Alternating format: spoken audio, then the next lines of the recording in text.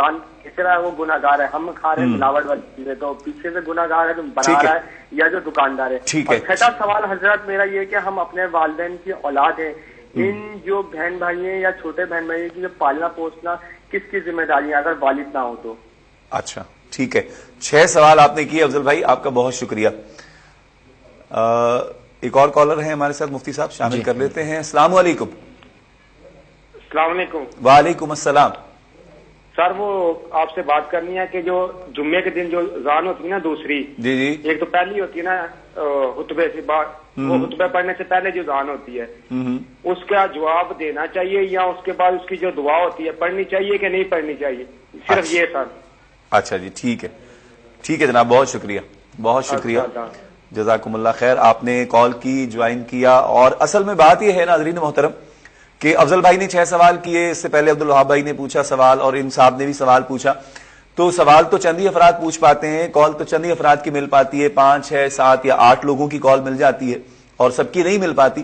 لیکن بات یہ ہے کہ جو 5 6 لوگ جو کال کر رہے ہوتے ہیں, ان سے ہزاروں لوگوں کی تشفی ہو رہی ہوتی ہے, ہزاروں لوگوں کی اصلاح ہو رہی ہوتی ہے, اور ہزاروں لوگوں تک جو سوال یہ کرتے ہیں اس کا جواب پہنچ رہا ہوتا ہے. اور یہ سوال بھی ذہن میں کہیں نہ کہیں ہمارے بھی ہوتا ہے, لیکن ہم اس پوچھتے نہیں ہیں یا ہم پوچھنے کی کوشش نہیں کرتے. مفتی صاحب ہم موضوع پہ آ جاتے ہیں, پھر انشاءاللہ ان کے سوالوں کے جواب بھی شامل کریں گے. کیا کہیں گے جو میں نے آپ سے عرض کیا تھا, خاص طور پر یہ بتائیں کہ ریاکاری جو ہے اس کی قسمیں بھی ہوتی ہیں کوئی؟ دیکھیں جی, ریاکاری کی باقاعدہ 2 قسمیں ہیں. ایک تو ریاکاری اصل عبادت میں ہے. اصل عبادت سے مراد یہ ہے کہ اگر کوئی نہ دیکھ رہا ہو تو آپ نماز پڑھے ہی نہیں, اور اگر کوئی دیکھ رہا ہے تو آپ نماز پڑھیں. تو یہاں پر جو ریاکاری پائی گئی ہے وہ اصل عبادت میں پائی گئی ہے کہ آپ کسی کو دکھانے کے لیے نماز پڑھ رہے ہیں, اگر وہ دیکھنے والا نہ ہوتا تو آپ نماز پڑھتے ہی نہیں. یہ وہ ریاکاری کی قسم ہے کہ جس میں اس عبادت پر مطلقاً ثواب نہیں ملتا, یعنی بالکل اس پہ ثواب کا ترتب نہیں ہوتا, بالکل ثواب نہیں ملتا. دوسری ریاکاری کی قسم یہ ہے کہ اصل عبادت میں تو ریاکاری نہ ہو لیکن وصف عبادت میں ریاکاری ہو. مثال کے طور پر ایک شخص ہے جو نماز پڑھتا ہے, کوئی ہو یا نہ ہو, اگر کوئی نہیں ہے تب بھی وہ نماز پڑھتا ہے, اور کوئی ہے تب بھی وہ پڑھتا ہے. لیکن اگر کوئی نہیں ہے تو جلدی جلدی پڑھتا ہے, اور اگر کوئی ہے تو بڑے ٹھہر ٹھہر کے, رکوع کر کے, سجود کر کے, آنکھیں بند کر کے, خشوع و خضوع کے ساتھ پڑھتا ہے. تو یہاں پر جو ریاکاری ہے وہ وصف عبادت میں ہے. تو اصل عبادت میں ریاکاری ہو تو حکم یہ ہے کہ بالکل ثواب مرتب نہیں ہوتا, دوبارہ نماز پڑھنی پڑے گی. اور اگر وصف عبادت کے اندر ریاکاری ہو تو وہاں پر اصل عبادت پر تو ثواب ملتا ہے, یعنی نماز پڑھنے کا تو ثواب ملے گا, لیکن جس قدر اس نے خشوع و خضوع کیا ہے نا, لوگوں کو دکھانے کے لیے حسن و خوبی سے ادا کرتا رہا ہے, اس پر ثواب مرتب نہیں ہوگا. صحیح.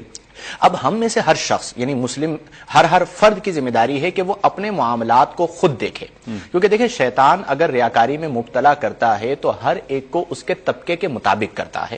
عام آدمی ہے تو اس کی ریاکاری کچھ اور ہوگی, عالم ہے تو اس کی ریاکاری کچھ اور ہے, پھر عالم میں اگر کوئی مفتی ہے تو اس کی ریاکاری کچھ اور ہے, کوئی شیخ الحدیث و تفسیر ہے تو اس کی ریاکاری کچھ اور ہے, اگر کوئی پیر طریقت اور رہبر شریعت ہے تو اس کی ریاکاری کچھ اور ہے.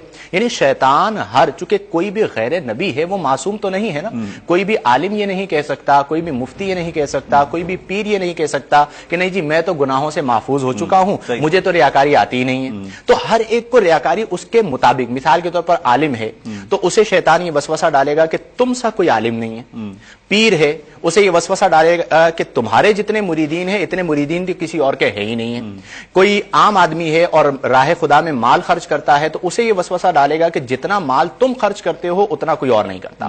تو اب ان تمام لوگوں کو اپنی اپنی قبر میں جانا ہے, at the day of judgement ان تمام لوگوں کو اپنے اپنے معاملات کا جواب دہ ہونا ہے. تو ان میں سے ہر فرد کو چاہیے, یہ میں نے چند مثالیں پیش کی ہیں, ہر ایک ایسا نہیں ہوتا لیکن بعض اوقات اس طرح کے وسوسے آتے ہیں, تو ان میں سے ہر ایک کو چاہیے کہ وہ اپنا محاسبہ خود کرے. نبی کریم صلی اللہ علیہ وآلہ وسلم نے بذات خود ارشاد فرمایا کہ روز قیامت ایک منادی ندا کرے گا کہ وہ لوگ جو لوگوں کو دکھانے کے لیے عمل کیا کرتے تھے وہ اللہ کے پاس اجر لینے کے لیے نہ آئیں, کیونکہ اللہ تعالیٰ شرک اور شریک سے پاک ہے. وہ جن کو دکھانے کے لیے عمل کیا کرتے تھے جائیں اور وہاں پر جا کے اجر لیں.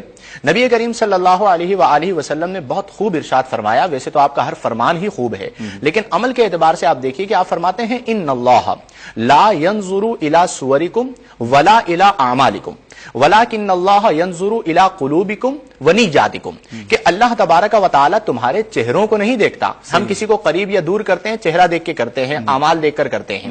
अल्लाह तबारक व तआला तुम्हारी नियतों को देखता है और तुम्हारे दिलों को देखता है। मैं यहाँ पर आपको एक मिसाल पेश करना चाहूंगा जो थोड़ी सी तफसील तलब है, अगर आप कॉल लेना चाह रहे हैं तो बाद में कॉल कर लेंगे। कि एक ऐसा अमल है शौकत भाई, एक ऐसा अमल है कि जिसमें वो अमल नहीं हुआ, सवाब फिर भी मिल रहा है। इस पर मजीद बात करेंगे इंशाल्लाह। एक कॉलर को शामिल करते हैं, फिर ब्रेक भी है। अस्सलाम वालेकुम। वालेकुम सर, मैं बशीर अहमद बात कर रहा हूँ दुबई से। जी बशीर भाई, क्या पूछेंगे? सर मैं ये पूछना चाहूंगा, अगर एक लड़की गैर मुस्लिम है और लड़का मुस्लिम है और उसके साथ शादी हो जाए, तो अगर लड़की पूरी जिंदगी गैर मुस्लिम ही रहे और लड़का मुस्लिम है, तो ये कैसा ये जिंदगी में चल सकता है साहब? अच्छा ठीक। और दूसरा सवाल मेरा ये है कि अगर कोई आदमी कर्जदार है उसको ऊपर कुर्बानी देना फर्ज है या नहीं? अगर कर्जा नहीं देना तो फिर दे, अगर कर्जा देना है तो फिर कुर्बानी कर सकता है या नहीं कर सकता? ठीक है शबीर भाई, कुछ और पूछेंगे? बहुत शुक्रिया, दुबई से आपने हमें ज्वाइन किया। एक और कॉलर हमारे साथ हैं। अस्सलाम वालेकुम। हेलो। अस्सलाम वालेकुम। वालेकुम सलाम। सर मैं ये पूछना चाहता हूँ, अगर बाहर दुकानों पर जाए ना जी। हेलो जी जी। बाहर दुकानों पर जब हम जाते हैं तो उस पर लिखा होता है अस्सलाम वालेकुम का सही तरीका कार। आप समझे मुझे? जी ठीक है जनाब। और कुछ पूछेंगे? हाँ सर मैं ये पूछ रहा था कि वाकई वो सही बात है? बिल्कुल आपको जवाब देते हैं। इसके अलावा कोई और सवाल पूछेंगे? बहुत शुक्रिया। मैं ये पूछना चाहता हूँ, जो कुर्बानी करते हैं जी जी, तो वो क्या वो जो रोजा रखते हैं कि वो वाकई रोजा रखना चाहिए या नहीं? किस दिन रोजा रखना चाहिए? जब कुर्बानी हम करते हैं ना, कुर्बानी बड़ी ईद से जो कुर्बानी करते हैं, लोग कहते हैं कि उसको रोजा कहते हैं, वो खाना पीना को नहीं करते हैं कुर्बानी खाने तक, तो बाद लोग ये कहते हैं कि वो रोजा होता है। क्या वो ईद के पहले दिन? ईद के पहले दिन? हाँ जी, कुर्बानी करने से पहले। अच्छा ठीक है, बहुत शुक्रिया आपका। आपने बड़ी तेजी से और बड़ी स्पीड से सवाल पूछे और समझ में भी नहीं आई, मेरे तो कम से कम समझ में कुछ भी नहीं आया और मुफ्ती साहब समझ गए। मैं इनकी समाअत को दाद देता हूं। एक मुख्तसर सा वक्फा है, वक्फे के बाद हम लौटेंगे। नाज़रीन मोहतरम हमारे साथ रहिए। खुशामदीद नाज़रीन किराम, प्रोग्राम आप देख रहे हैं अल इस्लाम और मौजू है रियाकारी। इस पर बात हो रही है। सवालात आपके काफी तादाद में जमा हो गए मुफ्ती साहब के पास, लेकिन मुख्तसर साहब बस थोड़ी सी और हमें गुफ्तगू करनी है, फिर आपके सवालों के जवाब इंशाअल्लाह मुफ्ती साहब देंगे। रियाकारी के हवाले से आप कोई मिसाल देना चाह रहे थे? अच्छा एक बात और ये भी है मुफ्ती साहब के नबी करीम सल्लल्लाहु तआला अलैहि वसल्लम की तालीमात में तो ये मिलता है कि सदका इस तरह दिया जाए, खैरात इस तरह की जाए कि इस हाथ को दिया जाए और इस हाथ को पता न चले। आजकल तो बाकायदा तस्वीरें खिंचवाई जाती हैं, वीडियो बनवाई जाती है, बाकायदा नुमाइश की जाती है, बताया जाता है कि जी मैंने इतना सदका किया, इतनी खैरात की है, इतना लोगों को खाना खिलाया। क्या कहेंगे इस हवाले से? जी देखिए, यहाँ पर भी हम दो किस्में करेंगे। एक तो ये है कि आप कोई अच्छा अमल करते हैं और उससे अगर आपकी नीयत ये है कि लोगों में भी जज्बा बेदार हो, जैसे ज़कात का मसला है कि हमारे उलमा ने ये लिखा कि ज़कात अलल ऐलान दी जाए ताकि लोगों को पता चले कि आपने ज़कात भी दी है और इससे दीगर लोगों के अंदर रगबत पैदा हो, तरगीब के लिए। लेकिन अगर किसी की नीयत ये है कि मेरी वाह हो, मेरा नाम हो, मेरा चर्चा हो, लोग मुझे अच्छा कहें, तो फिर वो अपनी नीयत को देख ले। हर शख्स अपनी नीयत को खुद देखे, दूसरों के बारे में गुमान मत करें। हर बंदा अपने मामले का जिम्मेदार है। बाज़ औक़ात होता है कि हम लोगों को सोचना शुरू कर देते हैं कि फला यूं करता है, फला रियाकारी करता है। हमें खुद देखना है कि मैं करता हूं या नहीं करता। तो अगर नीयत बद है तो फिर उस पर अजर मुरतब नहीं होगा। मैं ये गुजारिश कर रहा था कि नबी करीम ने जो ये इरशाद फरमाया कि अल्लाह ताला तुम्हारे अमलों को नहीं देखता बल्कि तुम्हारे दिलों को और तुम्हारी नीयतों को देखता है। तो इस पर मैं एक मिसाल देना चाह रहा था कि बाज़ औक़ात ऐसा होता है कि अमल बिल्कुल गलत होता है, यानी अमल ऐसा होता है कि उसे हम फासिद करार देते हैं और दोबारा करने का हुक्म देते हैं, लेकिन उस पर सवाब मिलता है। फॉर एग्जाम्पल, एक शख्स है जिसने वुजू किया और नमाज पढ़ी। उसे ये नहीं पता था कि ये जो वुजू का पानी है ये नजिस है, किसी वजह से वो नजिस था, लेकिन करते वक्त उसे नहीं पता था। अब उसने खुलूसे दिल के साथ उस पानी के साथ वुजू किया, नमाज अदा की और नमाज पढ़ने के बाद किसी ने बताया कि जिस पानी से आपने वुजू किया है वो नजिस था। अब हुक्म शरई ये है कि वो दोबारा वुजू करेगा और दोबारा नमाज पढ़ेगा। लेकिन पहले जो वुजू करने की उसने मशक्कत बर्दाश्त की और जो नमाज अदा की वो नीयत खालिस के साथ थी।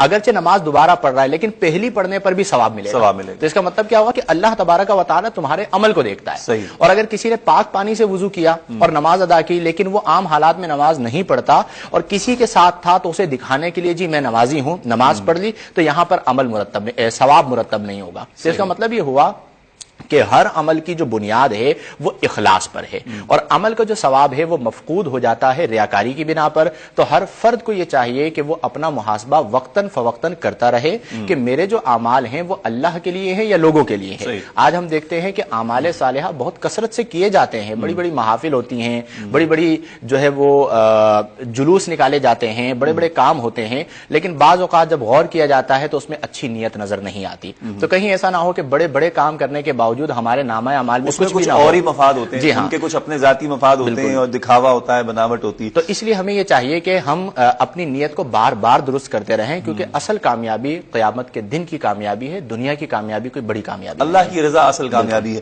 اچھا مفتی صاحب، ریاکاری کا موضوع کافی طویل ہو گیا، سوالات آپ کے پاس کافی ہیں. بالکل، جوابات شامل کرتے ہیں. سب سے پہلے عبد الوہاب صاحب جو ہمارے ریگولر کالر ہیں، ان کا پہلا کوشچن یہ تھا کہ جب ہم لوگوں کی مدد کرتے ہیں تو بعض اوقات لوگ ہمیں یہ کہتے ہیں کہ تم ان کی کیوں مدد کرتے ہو، تم ریاکاری کے لیے ان کی مدد کرتے ہو. تو پھر ہمارے دل میں بھی خیال پیدا ہو جاتا ہے کہ ہم ان کی مدد نہ کریں، شاید ہمارا یہ عمل ریاکاری پر مشتمل ہے.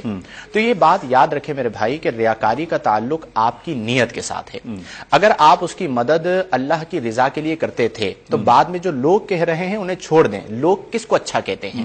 بعض اوقات جو اخلاص کے ساتھ دین کا کام کر رہا ہوتا ہے، لوگ اسے بھی کہتے ہیں یہ بہت بڑا ریاکار ہے، یہ تو ریاکاری کے لیے عمل کر رہا ہے. تو لوگوں کی باتوں میں نہ آئیں. اگر ابتداءً جو آپ نے یہ کام شروع کیا تھا اللہ کی رضا کے لیے تھا تو بس اب آپ اللہ کی رضا کے لیے کر رہے ہیں، آپ کو لوگوں کی باتوں میں آنے کی ضرورت نہیں ہے. اور جو اس طرح کی بات کرتے ہیں شوکت بھائی، وہ بھی قابل مذمت ہیں کہ ایک تو آپ خود اچھا کام نہیں کر رہے، کوئی اچھا کام کر رہا ہے، کسی غریب کی مدد ہو رہی ہے تو آپ اسے بھی وسوسوں کے اندر مبتلا کر رہے ہیں. تو ایسا بالکل بھی نہیں ہونا اگر یہ سوچ کر چھوڑ دیا جائے کہ بھئی جو کرنے والا ہے وہ جانے، اس کا رب جانے، اور ہو سکتا ہے کہ اس کی نیت میں اخلاص ہو. جی بالکل، تو یہ غلط طریقہ کار ہے. اور جن کی آپ مدد کر رہے ہیں ان کی مدد کرتے رہیں. اب ان کے کہنے کی وجہ سے اس غریب کی مدد کرنا چھوڑنا یہ مناسب نہیں ہے. دوسرا کوشچن ان کا یہ تھا کہ 5 نمازوں میں جو ہم نوافل ادا کرتے ہیں اس میں کئی نیتیں ہو سکتی ہیں، صلاۃ الحاجات کی نیت بھی کر لیں وغیرہ.